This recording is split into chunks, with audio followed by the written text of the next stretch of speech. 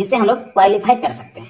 ठीक है, और बहुत सारा बच्चा ये भी कमेंट किए थे कि सर कितना मार्क्स कम से कम लाना होगा क्वालिफाई करने के लिए, तो अभी हम आप लोग को दोनों चीज क्लियर करेंगे इस वीडियो में। ठीक है, यहाँ पर ऊपर में लिख दिए हैं जेपीएससी पीटी कट ऑफ 2024 में क्या जाने वाला है, इस बारे में हम लोग आज इस वीडियो में पूरा डिटेल्स चर्चा करेंगे। ठीक है, तो सबसे पहले आप लोग जान लीजिए कम से कम कितना मार्क्स आपको लाना होगा क्वालिफाई करने के लिए।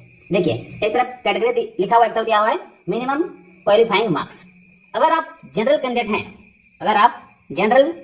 हैं तो आपको लाना होगा कम से कम 40%, तभी आप क्वालिफाई कर सकते हैं। ठीक है, अगर आप SC ST and females candidate हैं तो आपको लाना होगा 32%।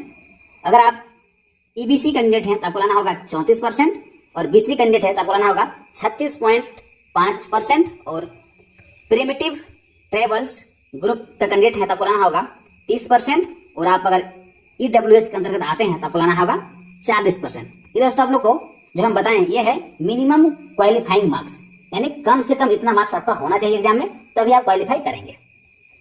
अब दोस्तों हम आपको बताने वाले हैं प्रीवियस ईयर कट ऑफ, पिछले साल कितना गया था कट ऑफ। ठीक है, हम लोग पिछले ईयर को देखेंगे, उसके बाद इस ईयर के बारे में हम लोग बात करेंगे कि 2024 में क्या जाएगा। ठीक है, पहले हम लोग जो इससे पहले जो एग्जाम हुआ था जब पीएससी का, उसका प्रीलिम्स में कितना कट ऑफ गया था पहले उसको हम लोग देख लेते हैं, फिर इसी के अकॉर्डिंग हम लोग जो दोस्तों इस बार का कट ऑफ हम लोग निकालेंगे। ठीक है, देखिए यहाँ पर जो हम लिए हुए हैं स्क्रीनशॉट, ये है जेपीएससी का मेन वेबसाइट से लिया हुआ है ये। ठीक है, देखिए यहाँ पर लिखा हुआ है now check out the prelims 2023 cut off of marks given in the table below. यहाँ पर नीचे दिया हुआ है तब देखिए प्रीलिम्स 2023 का ये। ठीक है, कट ऑफ एक तो दिया हुआ है कैटेगरी, दूसरा दिया हुआ है कट ऑफ मार्क्स। जो यूएनआर जो कैटेगरी में आते हैं यानी जनरल कैंडिडेट, उनका जो कट ऑफ था अगला बार वो था 260। ठीक है दोस्तों, ये 400 में है। ठीक है, टोटल 400 मार्क्स में से 200 जो 60 लाया उनका यहाँ पर बना था। ठीक है, आगे है एसटी कैंडिडेट, उनका कट ऑफ गया था 230। जो एससी कैंडिडेट है उनका गया था 238। ईबीसी का जो कट ऑफ गया था वो 252 कट ऑफ गया था, और बीसी का 252, ईडब्ल्यूएस का दोस्तों 238। ये पिछले कट ऑफ है। ठीक है, तो दोस्तों मेन वेबसाइट से लिया गया है, ये हम अपना से कुछ भी यहाँ पर एडिट नहीं किए। ठीक है, तो हम लोग देख रहे हैं जनरल कट ऑफ 260 गया था, एसटी का 230, एससी का 238, देखिए ईबीसी का 252, बीसी का 252, और ईडब्ल्यूएस का दोस्तों 238 कट ऑफ गया था। दोस्तों हम लोग देख लिए प्रीवियस ईयर कट ऑफ क्या गया था। अब इसी के अकॉर्डिंग हम लोग बात करते हैं 2024 में। ठीक है, 2024 में क्या कट ऑफ जाने वाली है।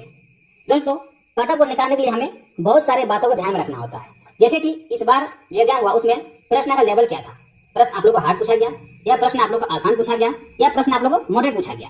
ये भी मैटर करता है कि आप लोग एग्जाम में कितने कैंडिडेट शामिल हुए। क्यों दोस्तों, धीरे धीरे क्या हो रहा है, कैंडिडेट की जनसंख्या धीरे धीरे बढ़ रहा है। ठीक है, जो पिछले साल कट ऑफ गया था वो कट ऑफ इस बार नहीं जा सकता है।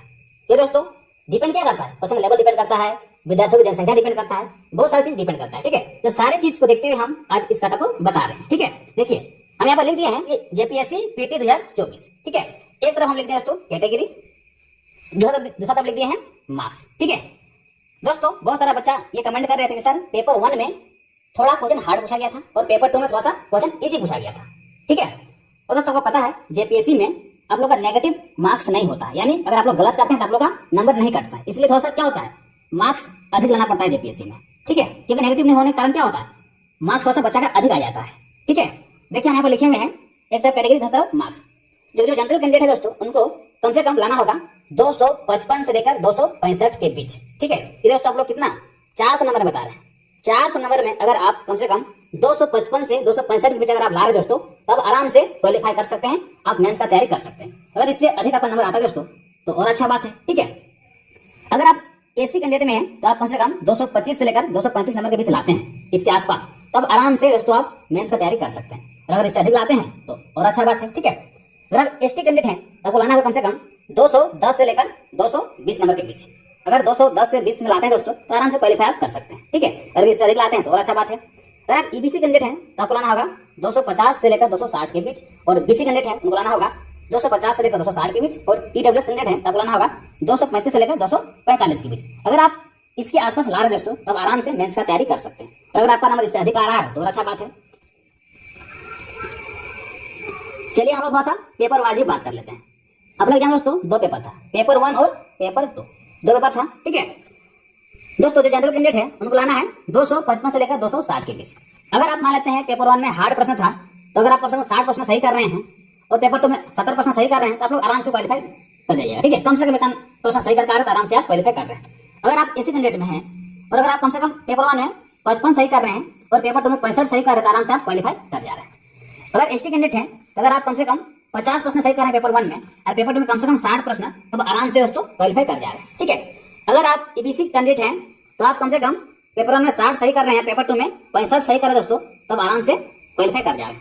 अगर आप बीसी कैंडिडेट हैं तो आप कम से कम पेपर 1 में 60 सही कर रहे हैं और पेपर 2 में 65 सही कर रहे हैं तो आराम से आप क्वालिफाई कर रहे हैं। अगर आप ईडब्ल्यूएस कैंडिडेट हैं तो आप 55 प्रश्न पेपर 1 में सही कर रहे हैं और पेपर 2 में कम से कम 65 प्रश्न सही कर रहे हैं तो आराम से आप क्वालिफाई कर रहे हैं। एंड दोस्तों ओवरऑल मिलाकर देखा जाए तो अगर आप जनरल में हैं और दोनों पेपर मिला के अगर आप कम से कम 130 प्रश्न सही कर रहे हैं, ठीक है, इसके आसपास भी अगर 120 भी चलेगा, नहीं तो रिस्क जोन हो जाता है। ठीक है, अगर आप 130 से ऊपर कर रहे हैं तो आराम से आप क्वालिफाई कर रहे हैं, आपको कोई नहीं रोक सकता।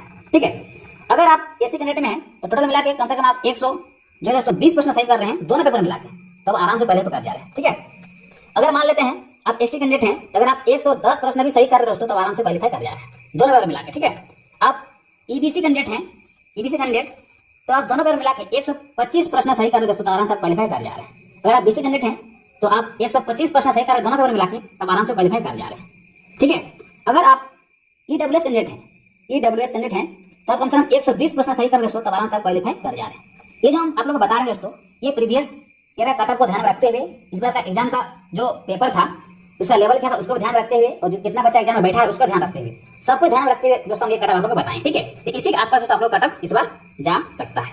ठीक है, दोस्तों नेगेटिव होता नहीं इसलिए थोड़ा सा कटअप अधिक जाता है। आप लोग पता है जो जनरल कैंडिडेट है उनको क्वालिफाई करने में कितना 40% ऐसे ही लाना होता है। ठीक है, तो 130 नंबर लाने के आप कितना परसेंट ला रहे हैं, मुझे 65% ला रहे हैं, यानी आपको 25% एक्स्ट्रा नंबर ला रहे हैं कटअप से बस, तो आराम से आ सकता है। क्योंकि दोस्तों नेगेटिव रहता नहीं, तो कोई बच्चा 100 प्रश्न में अगर आप नहीं पढ़ जाएगा ना तो 40% आराम से सही कर देता है।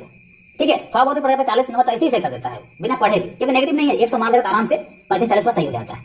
ठीक है, तो जो हम यहाँ पर कटअप बताए दोस्तों ये पूरा रियल कटअप है और इतना ही जाने वाला है आप लोग एग्जाम में।